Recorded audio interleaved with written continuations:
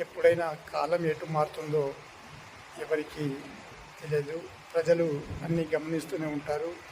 ఆనాడు ఇదే జగన్మోహన్ రెడ్డి గారు చంద్రబాబు నాయుడు గారికి అసెంబ్లీలో ఎలా ఇచ్చేశారో ఒకసారి వీడియో చూడండి.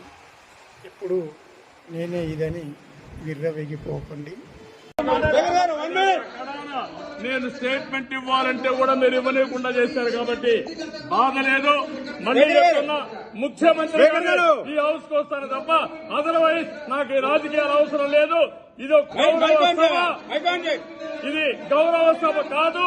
ఇలాంటి గౌరవ సభలో నేను ఉన్నానని మరొకసారి విజ్ఞప్తి చేస్తూ మీకు నమస్కారం. ప్రజలందరికీ విజ్ఞప్తి చేస్తున్నా, నా అవమానం మీరందరూ అర్థం చేసుకుని నిండు మనసుతో ఆశీర్వదించమని కోరుతూ అందరికీ నమస్కారం.